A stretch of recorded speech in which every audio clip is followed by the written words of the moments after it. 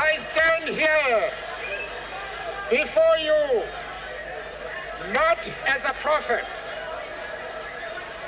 but as a humble servant of you, the people. ህዝብታት ዓለም ከም መበል 20 ክፍለ ዘመን ገይሮም አንጻር ጭቆና አይተቃለሱን ብዙሓት መራሕቲ ድማ ነዚ ዕድል ተጠቂሞም ስልጣን ካብ ጭቆን ትመንዝዑ ዝበዝሑ ግዳ ኣብ ስልጣን ምስተቆየጡ ትጽቢት ህዝብታቶም ክሕዱ ተራዩ ኔልሰን ማንዴላ ግና ሓደ ካብኣቶም ኣይነበረን ኔልሰን ሮሊህላህ ማንዴላ ኣብ 1918 ኣብ ምቮዞ ዝተባሃለት ንእሽቶ ቁሸት ተወልደ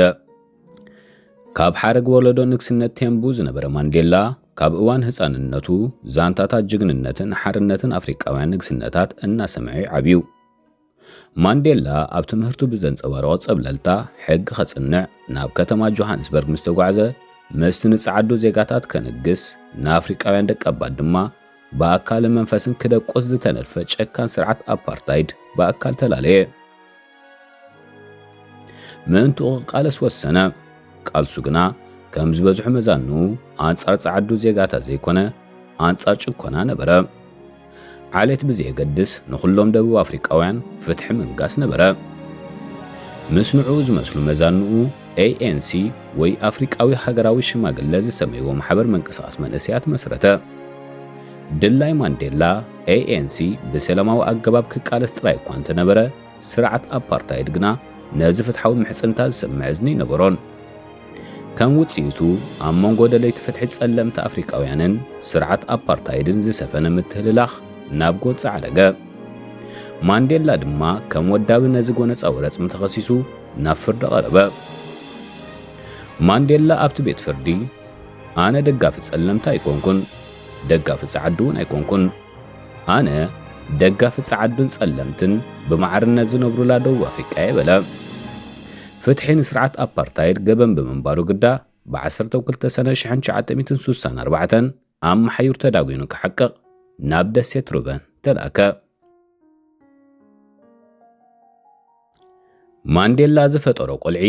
ኣብ ልቢ ደቡብ አፍሪካውያን ብዘገምታ ተናኺሱ ኣብ 1990 ስርዓት አፓርታይድ ክቋጻጸሮ ናብ ዘይክእል ሃልሃልታ ዓረገ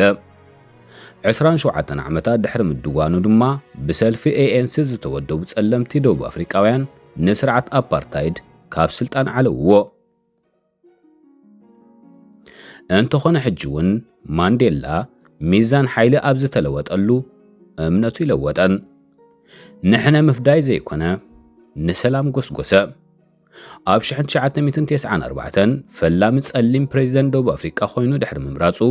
ነታ በዓሌት ዝተጓጃጀለት ሃገር ኣብ ምስማር ዕው ስራሕ ዓመመ ካብ ሃገሩን ኣህጉሩን ሓሊፉ ሙሉ ህዝቢ ዓለም ከም ጅግና ኸጽምብሎ ኸሎ ሕጂውን ብስልጣን ኣይሰኸረን ዘይ ከም ዝበዝሑ መዘናታቱ ኣብ 14 ሰነ 1999 ስልጣኑ ብገዛእ ፍቓዱ ናብ ህዝቢ ኣረከበ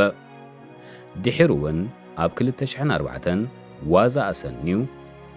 ሎሚ ናይ ጥሮታ ህይወት ጥሮታ ወፂ ኣለኹ ባዕለይ ተዘይደውለልኩም ኣይትደውሉለይ ብምባል ዕድመ ሽምግልንኡ ምስ ስድራ ቤቱ ብሱቱር ክሕልፍ ወሰነ 9 ዓመታት ጸኒሑ ድማ ብ5 ታሕሳስ 2013 ኣብ መበል 95 ዓመት ዕድሚኡ ካብዚ ዓለም ብሞት ተፈልየ ሓራ ኮይነ ተፈጢረ ሓራ ኮይነ ድማ ክነብር ኔልሰን ማንዴላ